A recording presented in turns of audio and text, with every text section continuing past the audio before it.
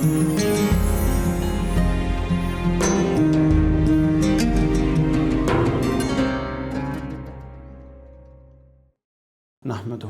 ونصلی ونسلم علی سیدنا و مولانا محمد رسولہ النبی الامین المکین الحنین الکریم رؤوف رحیم، اما بعد، اعوذ باللہ من الشیطان الرجیم، بسم اللہ الرحمن الرحیم۔ وما من دابۃ فی الارض الا علی اللہ رزقها ویعلم مستقرها ومستودعها کل فی کتاب مبین۔ صدق اللہ مولانا العظیم۔ ہم سب ٹی وی کی سحری ٹرانسمیشن قرآن اور رمضان سب کے ساتھ میں آپ کی خدمت میں حاضر ہیں، اور میں آپ کا میزبان علی وقار قادری۔ آج ہم حسب معمول ایک پارے کا جائزہ اور اس کے بنیادی اور اساسی مضامین کا خلاصہ آپ کی خدمت میں پیش کریں گے۔ اور آج چونکہ 12واں روزہ ہے بفضلہ تعالی، تو ہم آج 12ویں پارے کے بنیادی اور اساسی مضامین کا ایک جائزہ ابتداءً، اور اس کے بعد ان مضامین کے جتنا میسر وقت ہے ان کی جو تفصیلات اللہ تعالیٰ کی طرف سے اللہ کو منظور ہوئی انشاءاللہ وہ آپ کی خدمت میں پیش کریں گے۔ 12ویں پارے میں 2 صورتیں ہیں۔ سورہ ہود مکمل ہے، اور اس کی صرف 5 صورتیں ہیں، 5 آیات ہیں سورہ ہود کی جو پچھلے پارے سے گزری ہیں۔ علاوہ 5 آیات کے سورہ ہود مکمل ہے 12ویں پارے میں، اور اس کے ساتھ سورہ یوسف کا ابتدائی حصہ 12ویں پارے میں ہے۔ یوں یہ 2 صورتیں ہیں 12ویں پارے میں، اور کل 5 بنیادی اور اساسی مضامین ہیں جن کا 12ویں پارے میں ہم ذکر کریں گے۔ ان میں پہلا بنیادی مضمون جو 12ویں پارے میں آیا ہے وہ قرآن مجید کی عظمت کے حوالے سے ہے۔ اس کے بعد اگلا بنیادی مضمون جو 12ویں پارے کا ہے وہ توحید اور توحید کے لیے دلائل، یہ دوسرا مضمون ہے۔ اللہ رب العزت کو ایک ماننا اور ایک کیوں مانا جائے، اس پر عقلی اور نقلی دلائل۔ تیسرا موضوع جو ہے وہ رسالت اور اس کے اثبات کے لیے 7 انبیاء کرام علیہم السلام کے مختلف چھوٹے چھوٹے واقعات، اور ان تمام سے مقصود ایمان بالرسالت، رسول کی حیثیت، اس کی سگنیفیکنس، ان پر ایمان لانے کی ناگزیریت، یہ موضوع اس سے اسٹیبلش کیا گیا۔ اور چوتھا موضوع جو ہے وہ قیامت کا تذکرہ جو 12ویں پارے میں آتا ہے۔ اس کے بعد اگلا موضوع جو یہاں پر آتا ہے 5واں اور بڑا بالتفصیل موضوع، جس پر اس پارے کا بڑا حصہ محیط ہے، وہ قصہ حضرت سیدنا یوسف علیہ السلام، جس کو قرآن مجید احسن القصص کے بہترین قصہ اور شاندار واقعہ قرار دیتا ہے، وہ آیا ہے۔ یہ 5 مضامین ہیں جو بنیادی طور پہ 12ویں پارے میں آئے ہیں۔ ان کا ہم اللہ کی توفیق سے کچھ نہ کچھ بیان کریں گے۔ پہلا موضوع میں نے عرض کی قرآن مجید کی عظمت کے حوالے سے۔ یہاں پر 12ویں پارے میں قرآن مجید کی عظمت کے 7 پہلو اللہ رب العزت نے بیان فرمائے ہیں۔ پہلا پہلو جو قرآن مجید کا یہاں پر زیر بحث آیا وہ یہ ہے کہ قرآن مجید اپنی آیات، اپنے معانی اور اپنے مضامین کے اعتبار سے محکم کتاب ہے۔ یعنی اس کی جو آیات ہیں، 3 چیزوں کو الگ الگ دیکھ لیں۔ آیات، پھر ان آیات سے اخذ ہونے والے مضامین اور معانی اور مفاہیم اگر درست اخذ کیے جا رہے ہیں تو اللہ فرماتا ہے کہ یہ میرا جو کلام ہے اس کے اندر کسی طور پر بھی کوئی جھول موجود نہیں ہے، بلکہ اس کی آیات اور ان آیات سے اخذ ہونے والے معانی جو ہیں وہ محکم ہیں۔ وہ محکم سے مراد وہ اٹل ہیں، ان کے اندر کوئی دوسرا احتمال نہیں، ان کے اندر کسی دوسری چیز کی گنجائش نہیں، ان کے اندر کسی طرح کا کوئی ابہام نہیں، ان کے اندر کسی طرح کا کوئی اشتباہ نہیں، ان کے اندر کسی طرح کا کوئی التباس نہیں۔ وہ بالکل واضح، صریح اور مبین ہے، سننے میں، سمجھنے میں، عمل کرنے میں بالکل واضح ہیں۔ یعنی وہ بالکل کلیئر بات ہے جس کے اندر کوئی دو رائے موجود نہیں ہے۔ تو قرآن مجید کی عظمت کا جو پہلا پہلو 7 پہلوؤں میں 12ویں پارے میں یہاں زیر بحث آیا وہ یہ ہے کہ یہ محکم ہے،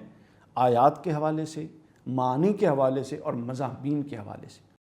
مثلا آپ قرآن مجید کا کوئی ایک مضمون لے لیں، قرآن کا اپنا نظم ہے، وہ مضمون ہو سکتا ہے 10 20 50 100 جگہوں پر آیا ہو۔ آپ بے شک وہ 100 کی 100 جگہیں اکٹھی کر کے ایک مضمون بنا لیں، تب بھی وہ اپنی معنویت میں محکم ہوگا۔ اور بے شک آپ ان مضامین کے ٹکڑے جو جزوی طور پہ مختلف پاروں میں اور مختلف صورتوں میں آئے ہیں، ان میں سے کوئی ٹکڑا اٹھا لیں، تو اس ٹکڑے سے اگرچہ کہ وہ پورے ان مضامین کا پورا احاطہ نہیں بلکہ اس کا ایک حصہ ہے، لیکن وہ ایک حصہ جہاں پر رکھا گیا ہے وہاں اس ایک حصے کے حوالے سے وہ بھی بڑی شاندار پلیسمنٹ کے ساتھ ہے، اور وہ جو وہاں پر اپنا مفہوم دے رہا ہے وہ بھی اپنے مفہوم دینے میں محکم ہے، کامل ہے اور اکمل ہے۔ یہ قرآن مجید کا ایک معجزہ ہے، ایک طرح کا اعجاز قرآن کے حوالے سے جو یہاں پر زیر بحث آیا۔ دوسرا پہلو جو قرآن مجید کی عظمت کے حوالے سے یہاں پر بیان ہوا وہ ہے کہ اس میں کسی بھی اعتبار سے فساد اور خلل نہیں آ سکتا۔ یعنی یہ کتاب اتنی ویل اٹیچڈ ہے، اتنی کنیکٹڈ ہے، اتنی حق پر مبنی ہے کہ اس کے اندر کہیں سے کوئی فساد در نہیں پا سکتا۔ آپ دیکھیے پچھلی الہامی کتابوں میں کیا ہوا، خود قرآن بھی گواہ ہے، احادیث نبوی گواہ ہیں، اور تاریخ اسلام اور پھر تاریخ انسانیت، تاریخ عالم گواہ ہے کہ ہر الہامی کتاب میں لوگوں نے اپنی پسند اور ناپسند کا لحاظ رکھتے ہوئے خرابیاں کی، اس کے اندر باطل عقائد ڈالے، اس کے اندر باطل نظریات انکلکیٹ کیے، اس کے اندر جو اصل الوہی اور نبوی تعلیمات تھیں ان کو بدل کے اپنی نفس پرستانہ تعلیمات کو اس کے اندر دخل دیا۔ یہ سب کچھ ہوا کیوں ہوا؟ اس لیے ہوا کہ ان کتب کی حفاظت کی ذمہ داری اللہ نے اپنے سر نہیں لی تھی، بلکہ اللہ نے اس کے جو امتی تھے اس نبی کے اور جو اس وقت کے لوگ تھے ان کے سر پہ ڈالی تھی کہ وہ اس کی حفاظت کریں، لیکن وہ اس کی حفاظت نہ کر سکے۔ ان کا رویہ یہ رہا جو پہلے کئی جگہ قرآن مجید میں پے در پے بیان ہو رہا ہے، ان کا رویہ یہ رہا کہ وہ جو چیز ان کے مفادات سے نہیں ٹکراتی اور مفادات کو سپورٹ کرتی تھی، مزاج کو سپورٹ کرتی تھی، میلانات کو سپورٹ کرتی تھی، اس کو تو مان لیتے تھے، لیکن جو چیز ان کے مزاج سے ٹکراتی تھی، جس سے ان کے مفادات پر ضرب پڑتی تھی، ان چیزوں کو وہ چھوڑ دیتی۔ تو یوں کر کے پوری کی پوری اس الوہی کتاب میں انہوں نے فساد اور باطل کو داخل کر دیا۔ لیکن یہ وہ کتاب ہے قرآن مجید جس کے اندر فساد اور باطل کہیں طور پہ کسی طور پہ داخل نہیں ہو سکتا، اور اس کی مثال 1400 سال ہو گئے قرآن مجید اپنی اصل حالت میں، اپنے اصل معنی اور اصل مفاہیم میں موجود ہے۔ 1400 سال ہو گئے، کتنی کوششیں ہوئی، لیکن قرآن کی کوئی زبر سے زیر بھی نہیں زیر کر سکا، اور کوئی زیر کو زبر نہیں کر سکتا، اور کوئی نقطے کو بے کو تا نہیں کر سکا، اور کوئی تا کو با نہیں کر سکا۔ تو قرآن اپنی اصل حالت اور اس پوزیشن میں موجود ہے، اور اس کی وجہ میرا یا آپ کا کمال نہیں ہے، بلکہ اس کی وجہ یہ ہے کہ اللہ رب العزت نے اس کتاب کی حفاظت کا ذمہ خود اپنے سر لیا ہے۔ اللہ رب العزت نے اپنے ذمہ کرم پہ لیا ہے۔ اللہ نے فرمایا انا نحن نزلنا الذکر وانا لہ لحافظون، کہ بے شک ہم نے ہی یہ ذکر نازل کیا اور ہم ہی اس کے محافظ ہیں۔ یہ قرآن مجید کی عظمت کے حوالے سے دوسرا پہلو تھا جو 12ویں پارے میں زیر بحث آیا۔ اس کے بعد تیسرا پہلو، ہر پہلو بڑا شاندار ہے، ہر پہلو ایک الگ پوری کی پوری سائنس رکھتا ہے، ہر پہلو ایک پورا فلسفہ ہے۔ اور میں نے پہلے بھی عرض کیا تھا کہ پوری دنیا میں یہ مخلوق ہے، یہ خالق ہے۔ خالق اللہ ہے بنانے والا، اور اس کے علاوہ سب کچھ مخلوق، لیکن ایک چیز سامعین کرام ایسی ہے جو نہ خالق ہے نہ مخلوق ہے، اور وہ قرآن ہے۔ یعنی قرآن خالق نہیں ہے، مخلوق بھی نہیں ہے۔ اگر مخلوق ہوتی تو حضرت امام احمد بن حنبل کوڑے کیوں کھاتے؟ مان لیتے عباسی خلفاء کے آگے کہ ہاں یہ مخلوق ہے۔ مخلوق نہیں، بلکہ یہ خالق کی صفت ہے جو مخلوق کو خالق سے ملاتی ہے اور ادھر خالق کو مخلوق سے ملاتی ہے، تو یہ درمیان میں ہے، یہ اس کا منصب ہے۔ اسی لیے اس کو بار بار ان کے یہ چیزیں زیر بحث لائی گئی۔ آپ کبھی قرآن مجید کو اٹھائیں اور دیکھیں کہ یہ کتنی نوری کتاب ہے اور کتنی برکت والی کتاب ہے، کیونکہ یہ وہ الفاظ ہیں جو اللہ رب العزت نے پہلے بیت المعمور پر، پھر بیت المعمور سے حضرت جبرائیل علیہ السلام کو، پھر حضرت جبرائیل علیہ السلام سے حضور علیہ الصلوۃ والسلام کے قلب اطہر پر، اور پھر حضور علیہ الصلوۃ والسلام کی زبان مبارک سے ہمیں ادا کروائے۔ آپ دیکھیے کہ پے در پے کتنی برکات اس کلام میں شامل ہیں۔ تو یہ کیسے ہو سکتا ہے کہ اس کو پڑھا جائے اور یہ آپ کے باطن کو منور نہ کرے؟ بس کمی صرف اس بات کی کہ اس کے ساتھ تعلق مضبوط نہیں ہے۔ یہی وجہ ہے کہ قرآن بار بار بدل کے زیر بحث لاتا ہے اور اس کی ثقاہت کے مختلف پہلو زیر بحث لاتا ہے۔ تو تیسرا پہلو جو یہاں قرآن خود زیر بحث لایا، اللہ رب العزت لائے قرآن میں، وہ یہ تھا کہ تعارض اور تناقض سے پاک ہے، یعنی اس کے دو مقامات آپس میں ٹکراتے نہیں ہیں، اور کوئی بھی خارجی حقیقت جو فی الواقع حقیقت ہے وہ اس سے متضاد نہیں ہو سکتی۔ اگر کوئی حقیقت خارج میں موجود ہے اور قرآن سے ٹکرا رہی ہے تو یہ یقین رکھ لیں کہ آج نہیں، کل نہیں، سال بعد نہیں، 100 سال بعد، 200 سال بعد ایک وقت آئے گا کہ وہ حقیقت جو خارج میں قرآن سے ٹکرا رہی تھی وہ غلط ثابت ہوگی، بالکل اسی طرح جس طرح آج سے 400 سال، 300 سال پہلے آنے والے سائنسی نظریات غلط تھے، اب وہ غلط ثابت ہو گئے، اس وقت کوئی تصور بھی نہیں کر سکتا تھا۔ تو آج جو چیزیں ہم دیکھ رہے ہیں، آنے والی نسلیں دیکھیں گی کہ قرآن اپنی جگہ پہ کھڑا ہے، اس کا سٹینڈ اپنی جگہ پہ ہے، چونکہ یہ محکمات میں سے ہے، محکم سٹینڈ ہے، اس کا مستحکم سٹینڈ ہے، یہ اپنی جگہ پہ کھڑا ہے۔ لیکن جو خارج کی چیزیں قرآن سے ٹکرا رہی ہیں وہ سب اپنی جگہ سے بدل جائیں گی اور ان کا باطل ہونا وقت کے ساتھ ساتھ واضح ہو جائے گا۔ چوتھا پہلو جو قرآن مجید کے حوالے سے زیر بحث آیا وہ یہ ہے کہ اس کے محکم ہونے کی بڑی وجہ یہ ہے کہ اس کی تفصیل اور تشریح اس ذات نے کی ہے جو حکیم ہے اور خبیر بھی ہے، یعنی یہ انسانوں کا، بندوں کا کلام نہیں ہے۔ اس کی جو تفصیلات ہیں، اس کی جو توضیحات ہیں، وہ کسی عام انسان نے نہیں کی کہ اس کے اندر انسان کی خواہش نفس آ جائے، انسان کی ہوا آ جائے، اس کے اندر انسان کی کسی طرح کا کوئی میلان، کسی طرح کا کوئی رجحان، کسی طرح کی کوئی پسندیدگی یا ناپسندیدگی در آئے، ایسا نہیں ہے، بلکہ یہ علیم و خبیر کا کلام ہے، اور علیم و خبیر سب کا خالق ہے، وہ ان رجحانات سے، ان میلانات سے ماورا ہے، وراء الورا ہے۔ تو پھر جو ہے ہی خالق، جو کاتب تقدیر ہے، وہ جب اس کے ذریعے، قرآن کے ذریعے تعلیمات دے گا، توضیحات آئیں گی، قرآن مجید تشریحات دے گا مختلف عنوانات پر، تو وہ کیسے ہو سکتا ہے کہ وہ محکم نہ ہو؟ کیسے ہو سکتا ہے کہ اس کے اندر کسی شک کی گنجائش ہو؟ کیسے ممکن ہے کہ وہ حقائق مبنی بر حقیقت نہ ہو؟ یہ اس کا چوتھا پہلو بیان ہوا۔ اس کے بعد پانچواں پہلو بیان ہوا کہ اسے انسان کے ماضی، حال، مستقبل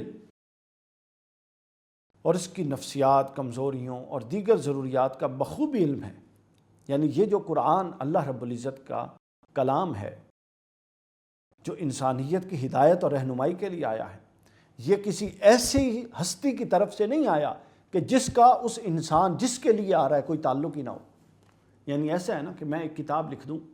ان طبقات کے لیے، ان لوگوں کے لیے کہ جن کے ساتھ میں نے کبھی اٹھا بیٹھا ہی نہیں، جن کی ذہنی سطح سے ہی میں واقف نہیں، بلا تشبیہ و بلا مثال میں ایک بات عرض کر رہا ہوں کہ ایسے لوگوں کے لیے کتاب ایسا بندہ لکھ دے کہ جن کا ان کے ساتھ وابستہ ہی نہیں، جو ان کی ضروریات سے واقف ہی نہیں، جو ان کی نفسیات کو سمجھتا ہی نہیں، جس کو یہ سمجھ ہی نہیں کہ ان کو کیا چاہیے، کیا نہیں چاہیے، ان کی ذہنی سطح کیا ہے۔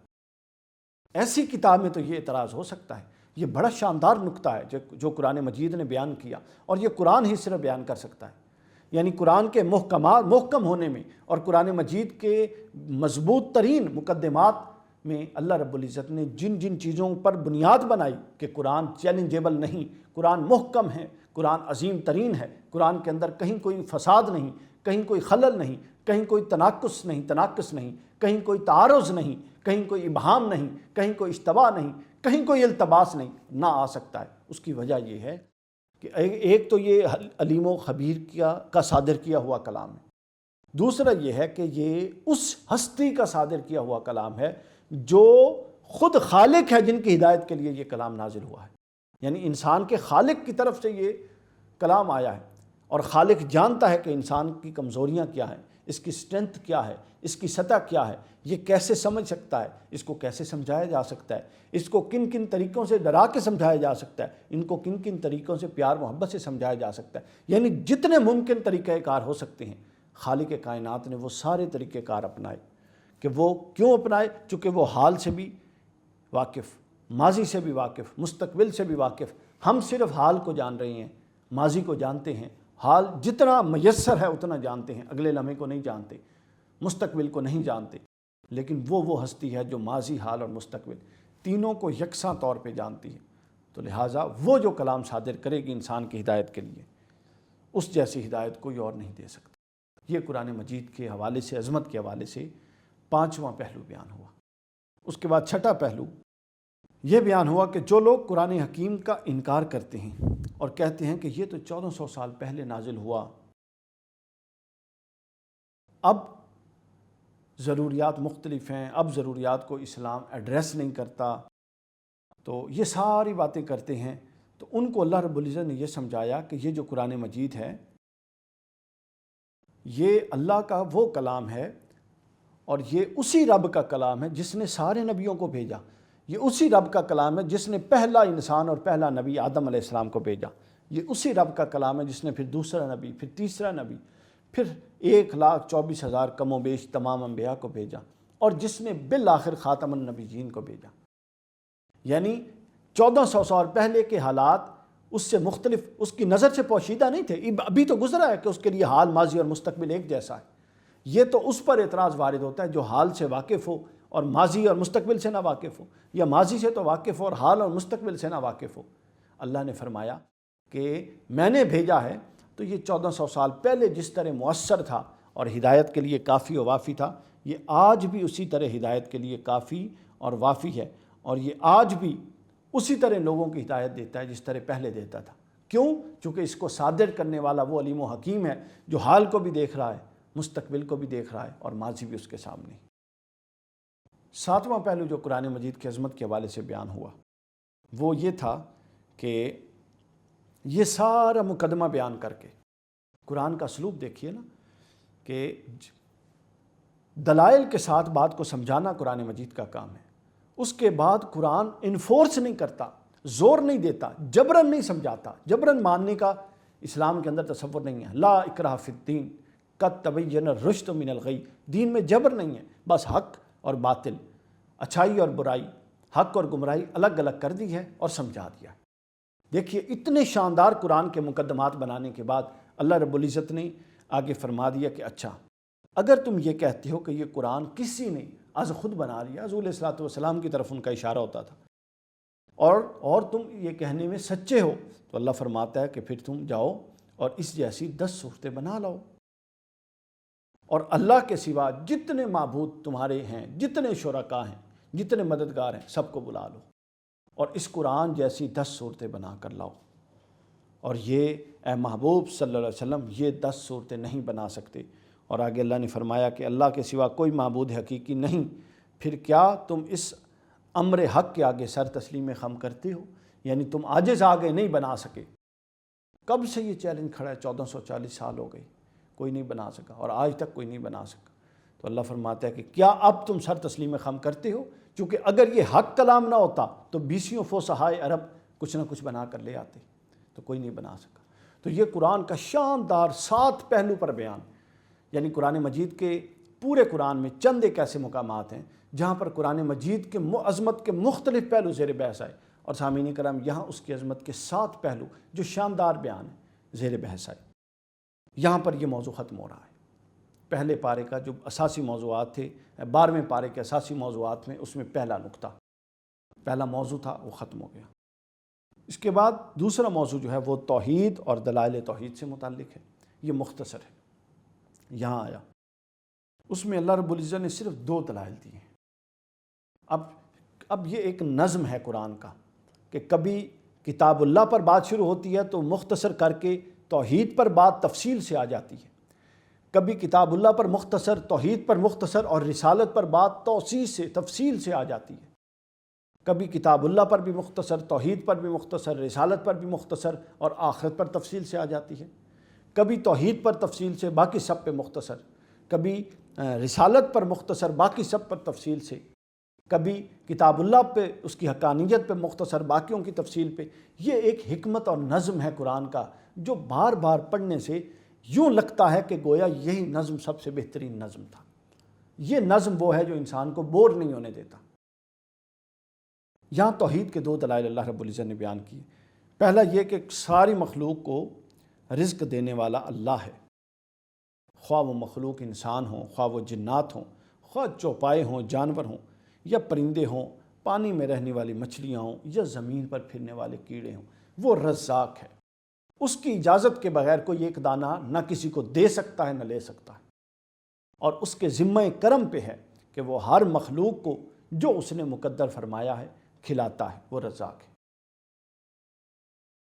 یہ نقطہ سمجھا کہ ہمیں حق کام کرنے کا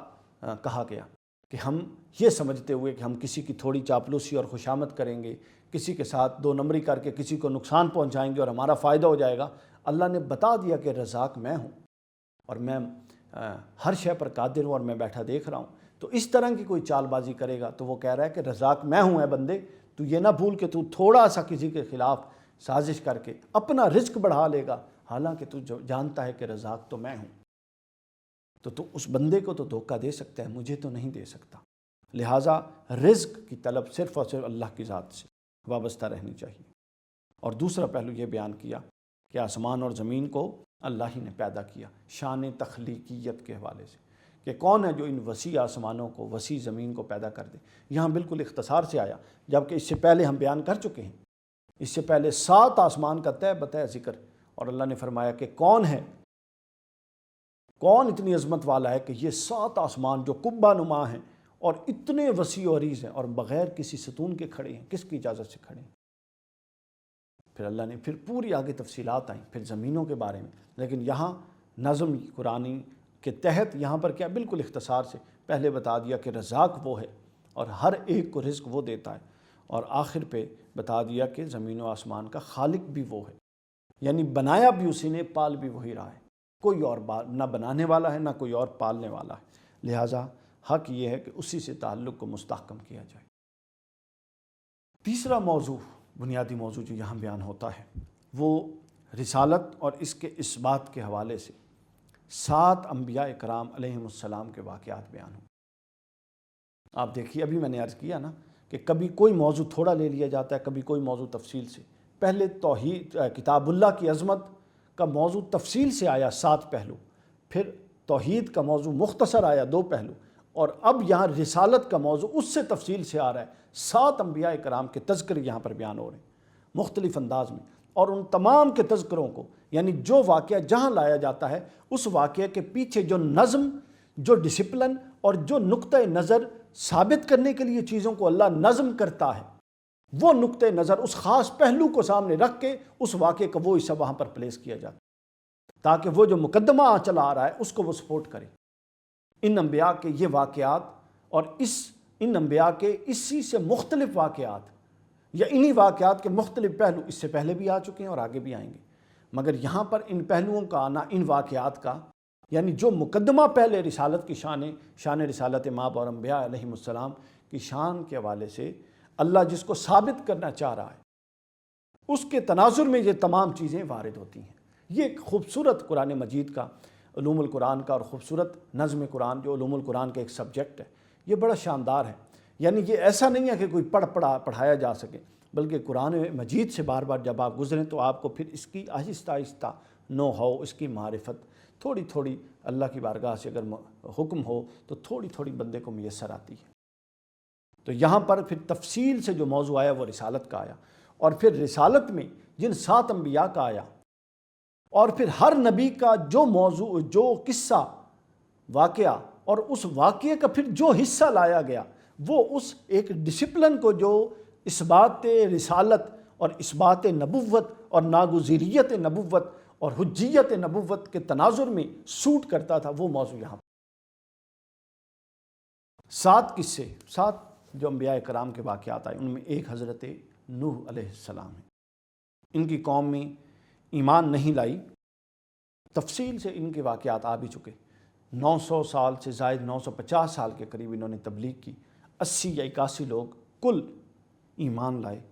اس کے بعد حضرت نوح علیہ السلام نے اللہ رب العزت کے حکم سے کشتی بنائی، تندور سے ایک طوفان، پانی کا طوفان اٹھا جس نے پھر سب کچھ بہا گیا وہ، اور جو چرند پرند جانور انسان کشتی میں تھے وہ زمین پر باقی بچے، اور وہی مومنین تھے۔ اللہ رب العزت نے اس واقعے کو بیان کیا کہ جو حضرت نوح کی کشتی میں سوار نہیں ہوا، یعنی جو حضرت نوح پر ایمان نہیں لایا، وہ غرق ہو گیا۔ اس کے بعد دوسرا حضرت ہود علیہ السلام کا واقعہ آیا کہ ان کی قوم میں سے جو لوگ ایمان لائے، کامیاب ہو گئے، اور جو ایمان نہیں لائے وہ باد سر کی صورت میں، تیز ہوا کی صورت میں اللہ کے عذاب کا شکار ہو گئے۔ یعنی اب آپ دیکھیے کہ انبیاء بھی مختلف، قومیں بھی مختلف، واقعات بھی مختلف، لیکن ان تمام واقعات کو جس سینٹرل پوائنٹ کو ثابت کرنے کے لیے لایا گیا وہ ایک ہے، حجیت رسالت، سگنیفیکنس آف پروفٹہڈ۔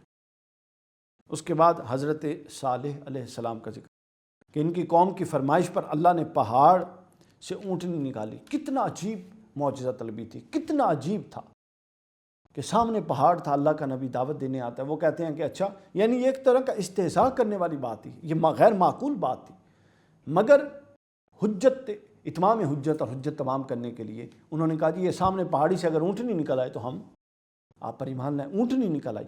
لیکن وہ اتنے سرکش تھے، اتنا عظیم معجزہ دیکھ کر نہ حضرت صالح علیہ السلام کے ممد و معاون ہوئے، بلکہ اس اونٹنی کو بھی مار، اس کی کونچے کاٹ ڈالی، اور پھر اللہ رب العزت کے عذاب میں گرفتار ہو۔ چوتھا واقعہ حضرت ابراہیم علیہ السلام کا آیا کہ اللہ کے حکم پر ان کی بیوی کو اللہ نے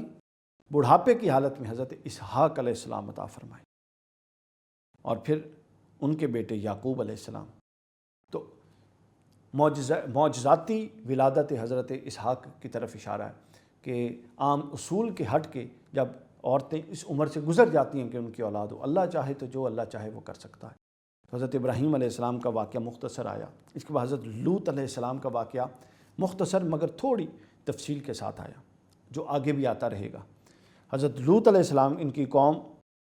کے لوگ بدکار تھے، اور یہ تاریخی نوعیت کی بدکاری تھی جو تاریخ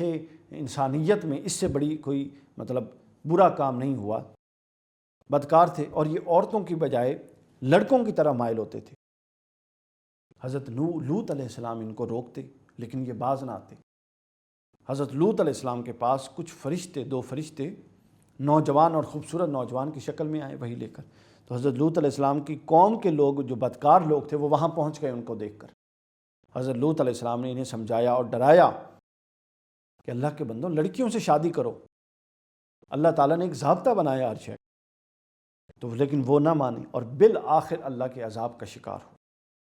اور اس طرح عذاب اور ناراضگی کا شکار ہوئے کہ اللہ نے ان کی بستی کو اٹھا کر الٹ دیا اور ان پر پتھروں کی بارش۔ یہ اللہ کا عذاب تھا، ناراضگی تھی۔ اس کے بعد جس اللہ کے نبی کا ذکر آیا 6 نمبر پہ، حضرت شعیب علیہ السلام، ان کا یہ تذکر آیا کہ ان کی جو قوم تھی وہ لوگ ناپ تول میں کمی کرتے۔ آپ دیکھتے جائیے کہ کبھی اخلاقی نوعیت کی برائی کا ذکر ہے، جیسے کہ حضرت لوط علیہ السلام کی قوم میں تھا، کبھی ہٹ دھرمی اور ضد پہ اڑ جانا اور باطل پہ ڈٹ جانا، اس نوعیت کی نفسیات کا ذکر ہے جو حضرت صالح علیہ السلام کے باب میں آئی، کبھی حضرت ابراہیم علیہ السلام کے معاملات، کبھی حضرت نوح علیہ السلام کے دعوت کا انکار۔ یہ تمام چیزیں زیر بحث مختلف انداز میں لائی جا رہی ہیں، اور میں نے بار بار عرض کیا کہ چیز ایک ہی سمجھائی جا رہی ہے کہ نبوت کی حقانیت اور نبوت کے ذریعے اللہ رب العزت کا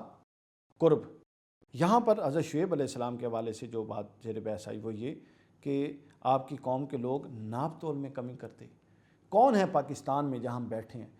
جو اس چیز کو یہ لحاظ رکھتا ہو کہ ناپ اور تول میں کمی وہ مسئلہ ہے، یہ کوئی معمولی نہیں، یہ وہ مسئلہ ہے جن مسائل کی بنیاد پر اور جس گناہ کی وجہ سے سابقہ امتوں میں سے ایک امت پر عذاب نازل ہو چکا ہے۔ کون اس پر غور کرتا ہے؟ تو ناپ تول میں کمی کرتے تھے۔ تو جنہوں نے حضرت شعیب علیہ السلام کی بات مانی اور ناپ تول میں کمی چھوڑ دی وہ تو بچ گئے، اور جو ناپ تول میں کمی نہ چھوڑ سکے وہ اللہ کے عذاب کا شکار ہو۔ اس کے بعد 7ویں نمبر پہ حضرت موسیٰ علیہ السلام کا ذکر ہے کہ انہوں نے فرعون کی بات نہ مانی، کہ فرعون نے حضرت موسیٰ کی بات نہ مانی۔ جب حضرت موسیٰ فرعون کے دربار میں گئے، اس کو دعوت دی، اللہ رب العزت کے ایک ہونے کی دعوت دی، اپنے نبی ہونے کی دعوت دی، اسلام لانے کی دعوت دی، تو وہ منکر ہو گیا۔ اور ان واقعات میں سے ایک یہ بھی ہے کہ پھر حضرت موسیٰ علیہ السلام اپنے بھائی حضرت ہارون کے ساتھ پھر اس کے دربار میں گئے، پھر دعوت دی، اس نے پھر انکار نہیں کیا۔ تو یہ بھی ایک جو منکرین تھے نبوت کے ان میں سے ایک یہ تذکرہ بھی یہاں پر آیا۔ تو یہ تمام تذکرے بیان کر کے 7 انبیاء کرام کا کم و بیش یہ تذکرہ آیا یہاں پر یہ 7 تذکرے بیان کر کے سامعین نے کہا قرآن مجید کے ایک خاص مقصد تھا۔ کہیں پر قرآن اس مقصد کو بصراحت بیان کر دیتا ہے کہ وہ مقصد کیا ہے، اور کہیں پر قرآن اس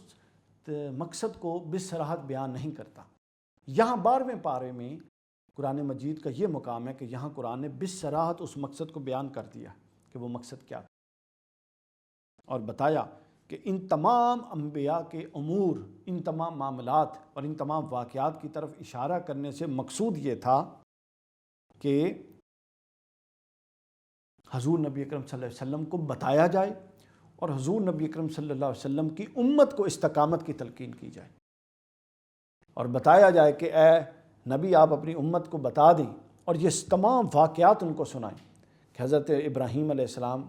کیسے گزرے، ان کے معاملات، حضرت نوح علیہ السلام نے کیسے 950 سال منکرین میں گزارے، حضرت ہود علیہ السلام نے کیسے گزارے، حضرت صالح علیہ السلام کس طرح صبر و تحمل سے استہزاء برداشت کرتے رہے، اس کے بعد حضرت لوط علیہ السلام کس طرح ان کو حق کی تعلیم دیتے رہے، پھر حضرت شعیب علیہ السلام، پھر حضرت موسیٰ علیہ السلام۔ تو یہ تمام چیزیں بیان کر کے ہمیں جس چیز کا درس دیا گیا وہ درس یہ دیا گیا کہ ہم استقامت اختیار کریں، چونکہ پچھلے تمام انبیاء، وہ کوئی بھی امت ہو، جس امت میں اہل حق نے استقامت اختیار کی وہی کامیاب ہو۔ جو منکر ہو گئے وہ تو ویسے فارغ ہو گئے، جو تھوڑی دیر کے لیے آئے متذبذب تھے اور بعد میں منکر ہو گئے وہ بھی گئے، بچے صرف وہ، کامیاب وہ ہوئے، نام انہیں کا رہا، اور اللہ کی بارگاہ میں مقرب اور اہل جنت وہ ہوئے جو استقامت کے ساتھ ڈٹے رہے۔ یعنی کوئی بھی دین کا راہ آسان نہیں ہے، اس کے اندر مشکلات ہیں، اور مشکلات کے لیے جو رویہ ہے مومن کا وہ رویہ ہے استقامت، کہ اس کو کیا رویہ اپنانا ہے، اس کو استقامت والا رویہ اپنانا ہے، استقامت والا رویہ۔ اور استقامت والے رویے کے حوالے سے صوفیاء کرام نے بہت کچھ لکھا ہے، بہت قرآن میں واقعات بھرے پڑے ہیں استقامت، کیا بڑے بڑے لوگ، بڑی بڑی ہستیاں، ان کے ساتھ کیا کیا معاملات نہیں ہوئے۔ آپ قرآن مجید اٹھائیں اور حضرت مریم علیہ السلام کا واقعہ دیکھیں کہ اللہ کی بندی، اللہ کی ایسی ولیہ جو ہر وقت اللہ کی عبادت کرتی ہے، اس کے پاس بے موسمی پھل آتے ہیں، اللہ کا نبی اس کے حجرے کے باہر اپنے لیے اللہ سے دعا کرتا ہے، پھر اللہ کے حکم سے پھونک مار کے ایک فرشتہ ان کو بچہ عطا کر دیتا ہے، اور پھر ان کے ساتھ کیا کچھ ہوا، کیا تانے ہوئے، ان کو کہا گیا کہ اے مریم تیری ماں تو ایسی نہ تھی، تیرا باپ تو ایسا نہ تھا، تو انہوں نے وہ سب کچھ سنا اور استقامت سے، خاموشی سے، اللہ نے خاموشی کا حکم دیا، وہ پورا معاملہ گزرا۔ آپ اصحاب الاخدود اور مومنین کا قصہ قرآن مجید سے لے لیں کہ وہ جو بادشاہ جس نے کہا کہ اگر جو لوگ حق پہ نہیں ہیں، اس نے پورے شہر کے گرد فصیل پہ خندقیں کھدوا دی، ان خندقوں میں یعنی بڑی بڑی گہری نالیاں، ان کے اندر آگ لگوا دی، اور اس نے کہا کہ جو مجھ کو خدا نہیں مانتا اور اللہ کو خدا مانتا ہے وہ اس کے اندر ڈال دیا جائے گا۔ لوگ اس کے اندر ڈلے استقامت کے ساتھ۔ اس کے بعد آپ قرآن مجید کے اندر لیں، بے شمار حضرت امام حسین کا واقعہ لے لیں، اس سے بڑی کیا استقامت کی دلیل ہے کہ خانوادہ رسول پورا کا پورا لٹوا دیا، لیکن اپنے حق موقف سے دستبردار نہیں ہوئے۔ پوری حضور علیہ الصلوۃ والسلام کی پوری حیات مبارکہ استقامت سے تعبیر ہے۔ آپ کے لیے تو لفظ استقامت چھوٹا ہے، لیکن میں سمجھانے کے لیے عرض کر رہا ہوں، یعنی استقامت تو سارا چشمہ آپ کی ذات سے نکلتا ہے جو لوگوں کو منتقل ہوا۔ طائف دیکھ لیں، یعنی کیسا عظیم الشان رسول جس کی قسمیں اللہ کھاتا ہے، اس کی بے قدری کی گئی۔ تو ہمیں یہ درس ملتا ہے کہ ہم نے راہ حق میں استقامت پہ رہنا ہے، اور صوفیاء کرام نے استقامت کو ہی کرامت کہا۔ ہمارے ہاں بڑا رواج ہے نا کہ صاحب کرامت بزرگ ہیں، تو صاحب کرامت بزرگ ہونا اتنی بڑی بات نہیں ہے، اصل کرامت استقامت ہے، شریعت پر استقامت، اللہ کے احکام پر استقامت، نماز پر استقامت، روزے پر استقامت، جن کاموں کو کرنے کا حکم دیا گیا ہے ان پر استقامت، جن کاموں سے روکا گیا ہے ان پر استقامت۔ حضرت ام المومنین حضرت عائشہ صدیقہ رضی اللہ تعالیٰ عنہ سے کسی نے پوچھا کہ حضور علیہ الصلوۃ والسلام کو کون سا عمل زیادہ پسند تھا، یا آپ کا عمل کیسا تھا، آپ کیسا عمل فرماتے تھے؟ تو انہوں نے کہا حضور علیہ السلام اگرچہ کہ چھوٹا عمل کرتے، تھوڑا کرتے، لیکن آپ کو وہ دائمیت کے ساتھ کرنا پسند تھا، ہمیشگی کے ساتھ پسند تھا۔ یعنی یہ نہیں کہ آپ ایک رات میں کھڑے ہو جائیں اور جناب اتنے نیک بنیں کہ پوری رات جاگیں اور اس کے بعد 4 مہینے پتہ ہی نہ ہو کہ فرض نماز بھی پڑھنی ہے، نہیں، بے شک معاملات مختصر رکھیں، مگر دائمیت، استمرار ہمیشگی کے ساتھ رکھیں، چونکہ جو ہمیشگی ہے، جو استقامت ہے، جو دائمیت ہے، جو استمرار ہے، وہ ہماری شخصیت پر اثر انداز ہوتا ہے۔ جن عناصر اربع سے انسان تخلیق پایا ہے، تو ہماری شخصیت اور ہمارے عناصر کے، ہماری طبیعت کے اندر جو خبیث پہلو ہیں، کثیف پہلو ہیں، وہ اتنی جلدی مولڈ ہونے والے اور تزکیہ پانے والے اور تصفیہ ہونے والے نہیں ہیں، بلکہ وہ درجہ بدرجہ لمبی اور کٹھن اور اعصاب شکن جدوجہد کے بعد تصفیہ پانے والے ہیں۔ اس کا بہترین حل استقامت ہے کہ جب آپ بے چین ہوں، آپ کا دل چاہے، آپ بے چین ہوں کسی نافرمانی کے لیے، تو اپنے ہاتھوں کو یوں باندھ دیں اور بالکل سر جھکا کے اللہ کے حضور متوجہ ہو کے بیٹھ جائیں۔ چند مار ایسی مشق کریں، اپنے آپ کو استقامت کے بھٹی میں ڈالیں، پھر جا کے وہاں سے نتائج آتے ہیں۔ تو یہاں پر انبیاء کرام کا تذکرہ کر کے اللہ رب العزت نے جو ہمیں بات سمجھائی وہ یہ سمجھائی کہ استقامت جو ہے فوق الکرامہ، الاستقامہ فوق الکرامہ، یہ ایک مقولہ بھی ہے کہ استقامت کرامت سے بڑی استقامت ہے۔ اصل استقامت یہ ہے کہ بندہ اپنی زندگی کے 20 30 40 سال حق بات کرتے ہوئے، سچ بولتے ہوئے، حلال کماتے ہوئے، شریعت محمدی کی اتباع کرتے ہوئے گزار دے۔ یہ بڑی استقامت ہے، یہ بڑی کرامت ہے، بجائے اس کے کہ وہ کوئی چھوٹی موٹی کرامت دکھا دے۔ لیکن ہمارے ہاں چونکہ معاشرہ ظاہر پسند ہے، لوگ بے شعور ہیں، جاہل ہیں، تو استقامت کی اہمیت نہیں ہے، کرامت کی ہمارے ہاں زیادہ اہمیت ہے، جبکہ دین کا تصور استقامت کا ہے، کرامت کا نہیں۔ اس کے بعد جو اگلا موضوع، چوتھا موضوع، بنیادی موضوع جو بیان ہوا، وہ قیامت کا تذکرہ ہے۔ اللہ رب العزت نے فرمایا کہ قیامت کے دن انسان کے 2 گروہ ہو جائیں گے، 2 گروہ، اور وہ 2 گروہ وہ ہوں گے جو بالکل واضح ہوں گے، ایک بدبخت لوگوں کا گروہ اور ایک نیک بخت لوگوں کا گروہ، نیکوکاروں کا گروہ۔ جو گناہ گار ہوں گے وہ لازماً جہنمی ہوں گے، منکرین ہوں گے، اور یہ وہ ہوں گے جو حالت کفر میں مر گئے ہوں گے، اللہ پر ایمان نہیں لائے ہوں گے۔ اور اس کے بعد دوسرے جو ہوں گے وہ نیک بخت ہوں گے، اہل جنت ہوں گے، اور جنت میں رہیں گے، اور جنت کی نعمتیں ان پر بے شمار ہوں گی۔ یعنی اہل حق اور اہل باطل، 2 گروہوں کا ذکر کیا۔ اس کا پچھلے موضوع سے جو انبیاء کرام کا تذکرہ، شان رسالت معاب، اور اس کے بعد ان سے جو درس استقامت ہمیں اخذ کر کے قرآن مجید نے دیا، ان کے ساتھ اس کا بڑا اہم تعلق ہے کہ اب استقامت کا پورا رستہ سمجھا کر اللہ یہ بتا رہا ہے، پہلے انبیاء کی گواہی دے دی، انبیاء کی حیات ہائے مبارکہ سے تھوڑے قصے بتا دیے اور واقعات سمجھا دیے کہ یہ انبیاء کی حیات تھی، یہ لوگ منکر ہوئے، یہ لوگ حق پر تھے، اور جو حق پر تھے انہوں نے کیا کیا مشکلات برداشت کی۔ یہاں سے استقامت کا تصور آیا، اور استقامت کا پورا بیان کر کے اب بتایا جا رہا ہے کہ قیامت جب برپا ہوگی تو لوگوں میں 2 قسمیں ہوں گی، کوئی تیسری قسم نہیں ہوگی، ایک اہل حق اہل باطل، ایک اہل جنت اور دوسرے اہل دوزخ، ایک وہ جو اللہ کے مقربین ہوں گے اور دوسرے وہ جو اللہ کی بارگاہ سے دھتکار دیے گئے ہوں گے۔ تو یہ بات اب اگر ہم تینوں موضوعات کو ملائیں تو یہ بالکل سادہ ہے اور واضح ہے کہ اہل حق، اہل جنت اور اللہ کے مقرب وہ ہوں گے جو استقامت پر قائم رہے، اور جس طرح پچھلے انبیاء پر اور ان کی امتوں پر آزمائش آتی اور وہ استقامت پر قائم رہے اور کامیاب ہوئے، اسی طرح یہ بھی قائم رہ کر کامیاب ہوں گے۔ اور جو پچھلے انبیاء کرام کی تضحیق کرتے رہے اور استقامت کا مظاہرہ نہ کر سکے اور باطل والے تھے، گویا کہ وہ یہاں پر باطل والے ہوں گے اور جہنم میں جائیں گے۔ یوں یہ موضوع لا کر ختم کر دیا 4 موضوعات۔ اس کے بعد 5ویں موضوع میں ہم داخل ہوتے ہیں جو اس پارے کا سب سے مفصل موضوع ہے۔ یہ بنیادی طور پہ ایک واقعہ بھی ہے اور ایک صورت ہے جس کا ہم سورہ یوسف کہتے ہیں، حضرت سیدنا یوسف علیہ السلام کے نام سے، اور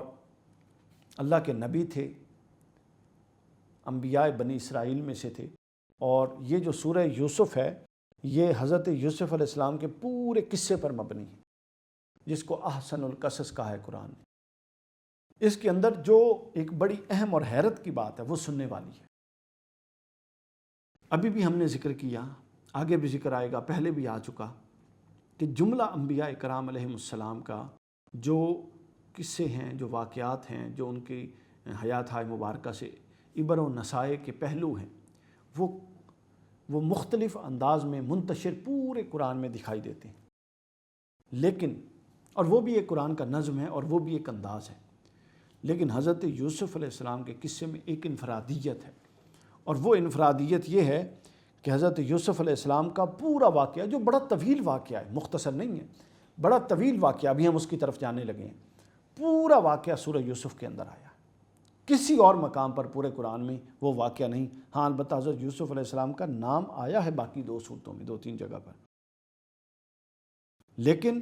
قصہ کہیں اور نہیں آیا۔ قصہ پورا کا پورا سورہ یوسف کے اندر آیا ہے۔ اب قصہ جو تھا حضرت یوسف علیہ السلام کا، وہ کیا تھا؟ اور اس قصے کے ساتھ حضور نبی اکرم صلی اللہ علیہ وسلم کی حیات مبارکہ کی ریزمبلنس بھی ہے،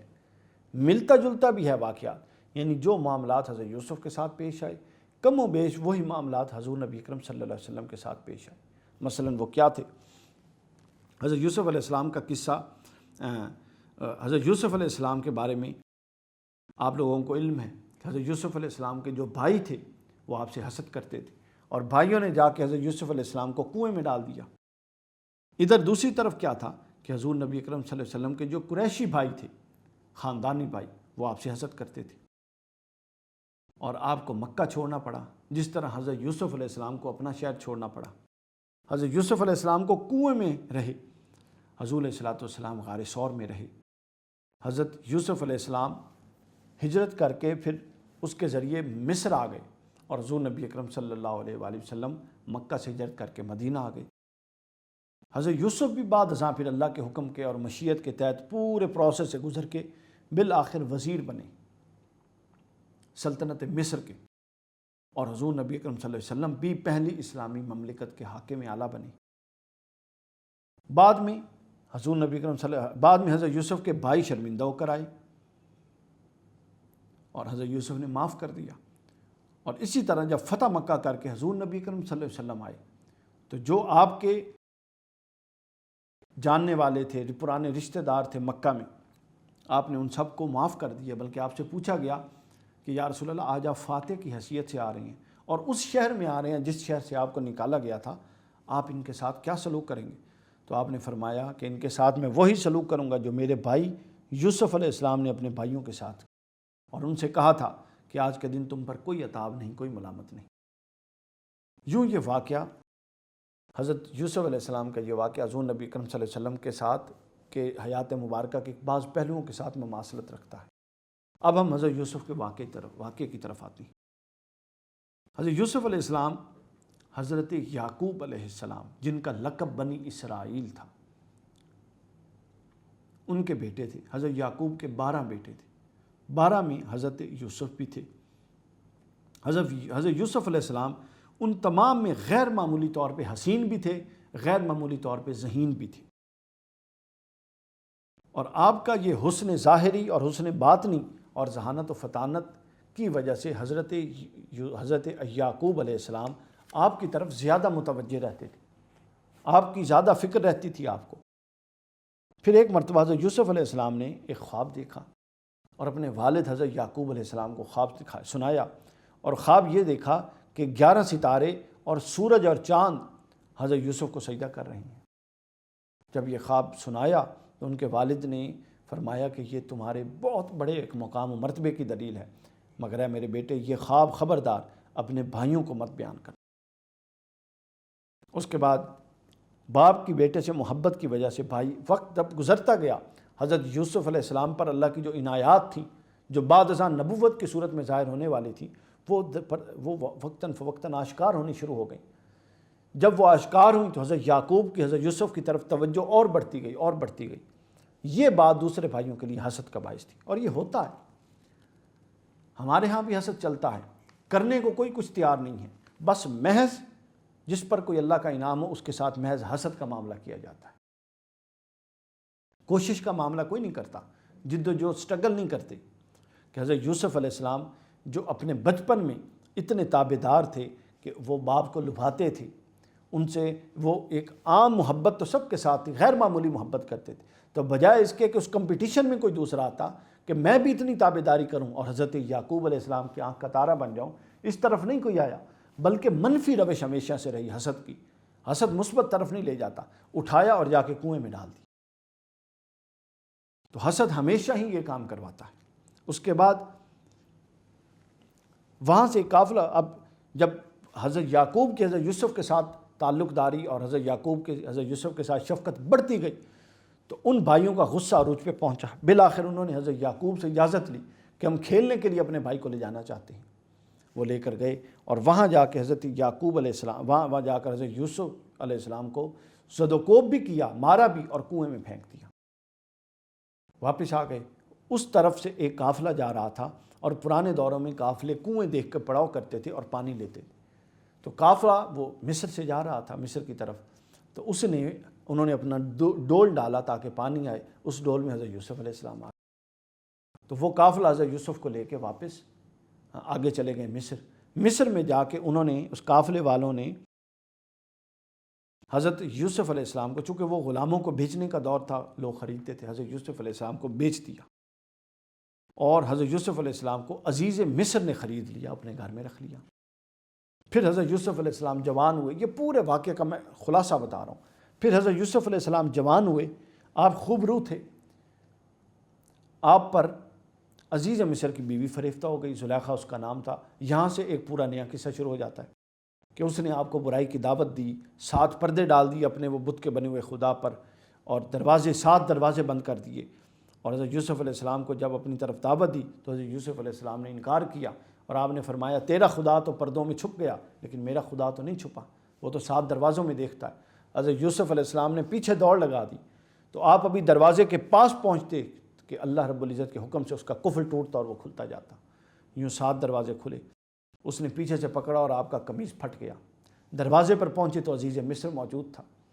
زلیخا نے وہاں پر حضرت یوسف علیہ السلام پر الزام لگا دیا اور ایک چال چلی، شاطرانہ چال۔ اس کے بعد حضرت یوسف علیہ السلام کو اللہ نے اسی عزیز مصر کے اندر سے ایک نو مولود بچہ، جس کی ابھی چند دن عمر تھی، وہ گواہ کے طور پہ دیا، اور اس نے گواہی دی۔ اس نے کہا کہ اگر یوسف کا کرتا آگے سے پھٹا ہے تو یوسف قصوروار ہے، اور اگر پیچھے سے پھٹا ہے تو یوسف بے قصور اور زلیخا قصوروار ہے۔ عزیز مصر نے جب دیکھا تو آپ کا کرتا پیچھے سے پھٹا تھا، تو لہٰذا حضرت یوسف علیہ السلام کی بے گناہی ثابت ہو گئی۔ اس کے باوجود عزیز مصر نے، زلیخا نے اور زنان مصر نے اپنی ناجائز خواہشات کی تکمیل نہ ہونے کی وجہ سے حضرت یوسف علیہ السلام کو جیل میں ڈال دیا۔ آپ کو تکلیفیں دی گئیں، طرح طرح کی زد و کوب کیا گیا، آپ کے جسم اتھر پر کوڑے تک مارے گئے، لیکن آپ نے اس جیل کو ترجیح دی، معصیت پر جیل کو ترجیح دی۔ پھر بادشاہ وقت کو ایک خواب آیا، پھر آپ جیل میں آپ نے تربیت کی لوگوں کی، پھر بادشاہ وقت کو ایک خواب آیا، تو جیل کا ایک شخص جو حضرت یوسف کے پاس سے گیا تھا، ان کا خانسامہ تھا اور ان کے پاس رہتا تھا، عزیز جو مصر کا بادشاہ تھا، تو اس نے کہا کہ میں بھول گیا تھا مصر میں، جیل میں، زندان میں ایک شخص ہے جو آپ کے خواب کی تعبیر بتا سکتا ہے۔ اس تعبیر کے لیے حضرت یوسف علیہ السلام کو باہر لایا گیا۔ پھر اللہ نے حضرت یوسف علیہ السلام کو اس تعبیر خواب کے ذریعے عزت اور کرامت بخشی، اور بالآخر آپ مصر کے وزیر خزانہ بن گئے اور وزیر زراعت بن گئے۔ اس کے بعد جب مصر میں قحط پڑ گیا، اب پھر کیا ہوا، مصر میں قحط کا معاملہ شروع ہو گیا، اور اس پورے 7 سالہ قحط کے معاملے کو حضرت یوسف علیہ السلام نے خود ڈیل کیا۔ آپ نے گودام بنوائے، اپنا سٹوریج ہاؤس بنوائے، ویئر ہاؤسز بنوائے، اور اللہ کی طرف سے عطا کردہ علم کی روشنی میں گندم کو ذخیرہ کیا، جبکہ باقی کاہنان مابت اور باقی لوگوں نے بھی ذخیرہ کیا، لیکن سب کا ذخیرہ خراب ہو گیا، چونکہ وہ اپنی عقل سے کر رہے تھے، اور حضرت یوسف علیہ السلام اللہ کی وحی کی روشنی میں کر رہے۔ پھر 7 سال مصر کو قحط سے بچا کر آپ نے لوگوں کو کھلایا پلایا، اور حکومت مصر کا یوں اعتماد حاصل کیا کہ ہر دل عزیز ہو گئے۔ پھر یہ پیغام وہاں تک پہنچا جہاں آپ کے بھائی تھے، وہ گندم لینے کے لیے مصر آئے، چونکہ ہر جگہ قحط تھا۔ 1 دفعہ 2 دفعہ، تیسری ملاقات پہ حضرت یوسف علیہ السلام نے ان کو بتا دیا کہ میں تمہارا بھائی یوسف ہوں، جس کو تم نے کنویں میں پھینکا تھا۔ اس کے بعد حضرت یعقوب علیہ السلام، حضرت یوسف کی والدہ، پوری فیملی مصر میں شفٹ ہو گئی، اور وہ وہاں پر پھر حضرت یوسف علیہ السلام کا وہ خواب سچ ہوا کہ 11 ستارے ان کے بھائی اور سورج اور چاند ان کے ماں باپ نے ان کو وہاں پہ دربار میں سجدہ کیا جو اللہ نے خواب دیکھا تھا۔ پچھلی امتوں میں سجدہ تعظیمی جائز تھا، سجدہ عبادت کبھی جائز نہیں رہا، وہ حرام ہے، وہ صرف اللہ کے لیے، لیکن سجدہ تعظیمی جائز تھا، جس طرح حضرت آدم علیہ السلام کو سجدہ تعظیمی کروایا گیا، تو سجدہ تعظیمی کیا، اس سے ان کا خواب سچ ہو گیا۔ یہ پورا واقعہ تھا حضرت یوسف علیہ السلام کا۔ اب اس واقعے سے کچھ نتائج اخذ ہوتے ہیں۔ یہ نتائج جو واقعات کی کچھ تسلسل ہے یہ آگے 13ویں پارے میں بھی جاتا ہے، لیکن جس کا بیان ہم کل 13ویں پارے میں کریں گے، لیکن حضرت یوسف کا واقعہ چونکہ ہم نے تفصیل سے بیان کر دیا، اس کے تمام معارف ہم آج ہی انشاءاللہ اس کو بیان کر دیتے ہیں۔ اس پورے واقعے سے جو چیزیں سامنے آتی ہیں اور جو معاملات سمجھ آتے ہیں وہ کیا ہیں؟ اس میں سب سے پہلے یہ سمجھ آئی کہ ہر مصیبت ہمیشہ نہیں رہتی، مصیبت کے بعد راحت ہے، مشکل کے بعد آسانی ہے، تکلیف کے بعد آسانی ہے، یہ قانون فطرت ہے۔ آپ دیکھیے حضرت یوسف علیہ السلام کی پوری حیات، کتنی تکالیف، بھائیوں نے زدوں کو کنواں، اندھیرا کنواں، نہ جانے اندر کیا کچھ تھا، وہاں پر صبر کے ساتھ برداشت کیا، پھر بیچ دیے گئے بازار میں لا کے غلام کی طرح، پھر ایک محل میں رہے، کسی کی بڑی حیثیت میں نہیں، پھر اپنا زندان مصر کی شرارتوں کا شکار ہوئے اور زندان میں چلے گئے، پھر زندان میں کئی سال گزارے، اس کے بعد یعنی ایک طویل عرصے کے بعد اللہ رب العزت نے پھر مقام و منصب دی۔ کہنے کی بات یہ ہے کہ حق پر اور سچ پر قائم رہ کر اللہ کا شاکر رہنا چاہیے۔ اللہ رب العزت ہر مشکل کے بعد آسانی پیدا کرنے والا ہے، اور ہم اللہ سے دعا کرتے ہیں کہ ہمیں مشکلات سے بچائے۔ دوسرا، حسد خوفناک بیماری ہے جو تباہی کر دیتی ہے۔ حضرت یوسف کا واقعہ دیکھیں، یہ حضرت یوسف کی پوری حیات مبارکہ اس حسد کے پہلو ہے اس کے گرد گھوم رہی ہے جو بھائیوں کو حضرت یوسف کے ساتھ تھا۔ کبھی کچھ کر رہی ہیں، کبھی کچھ کر رہے، کبھی آپ کا جو ہے اپنا چیزیں چھپا دیتے ہیں، کبھی مختلف زد و کوب کرتے ہیں، آپ چھوٹے جو تھے کبھی مختلف الزام لگاتے ہیں، کبھی باپ کو کہہ کر کھیلنے کے لیے لے جاتے ہیں اور وہاں زد و کوب کر کے کنویں میں پھینک دیتے ہیں۔ یعنی اس نوعیت کے معاملات حضرت یوسف علیہ السلام کے تھے جو محض حسد کی بیماری کی وجہ سے۔ اس کے بعد اچھے اخلاق ہر جگہ کام آتے ہیں۔ حضرت یوسف نے زندان میں اچھے اخلاق کی وجہ سے لوگوں کو اپنا گرویدہ کر لیا، محل میں اچھے اخلاق کی وجہ سے سب کو، عزیز مصر اور باقی لوگوں کو اپنا گرویدہ کر لیا، یعنی آپ کے دشمن بھی آپ کی اچھائی کی گواہی دیتے تھے۔ اس کے بعد پاک دامنی تمام بھلائیوں کا سرچشمہ ہے، اور اللہ کے ہاں سب سے مقرب بندہ وہ ہے جو خلوت میں پاکیزہ اور متقی رہتا ہے۔ حضرت یوسف علیہ السلام دیکھیں کہ کتنے مواقع آئے لیکن آپ نے تقوی کا دامن نہیں چھوڑا۔ اللہ کے نبی تھے، معصوم تھے، وہ تو کر ہی نہیں سکتے تھے، لیکن سمجھانے کے لیے بتا رہا ہوں۔ اس کے بعد ایمان کی برکت سے مصیبت آسان ہو جاتی ہے، یہ یہاں سے سمجھ آتا ہے۔ اس کے بعد یہاں سے ایک اور اصول نکلتا ہے کہ مصیبت کو ترجیح دے دیں، معصیت کو نہ اپنائیں۔ حضرت یوسف علیہ السلام نے مصیبت کو اپنا لیا، زندان کو اپنا لیا، کوڑے لگنے گوارا کر لیے، مگر معصیت، گناہ کا راستہ نہیں اختیار کیا۔ زلیخا کی اور زندان مصر کی بات نہیں مانی۔ اس کے بعد جو حق پر تھا اس کی سب نے شہادت دی۔ دیکھیے اللہ نے شہادت دی، حضرت یوسف نے خود دی، عزیز مصر نے دی، جب ادھر سے واپس آ گئے تھے زندان میں پھر خود زلیخا نے دی، ان تمام عورتوں نے دی۔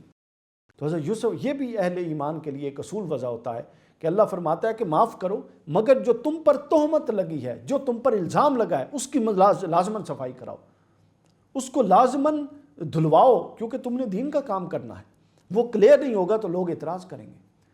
تو اس لیے حضرت یوسف علیہ السلام جب زندان سے نکلے تو آپ نے ایک ہی شرط رکھی تھی، آپ نے یہ شرط رکھی تھی کہ وہ اس بات کا آ کے اقرار کریں گے کہ سچا کون تھا اور جھوٹا کون تھا، اور انہوں نے اقرار کیا کہ یوسف سچے تھے اور ہم جھوٹی تھی، اور ہم ہی نے یوسف کو اپنی طرف مائل کرنے کی کوشش کی۔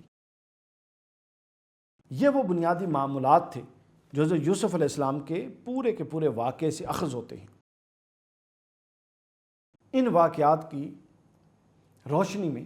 ہمیں یہ پورا قصہ اور یہ پورا پارہ اور اس کے مضامین سمجھنے کی ضرورت ہے کہ کوئی بھی مقام ہو حق کا دامن نہ چھوڑیں، کوئی بھی مقام ہو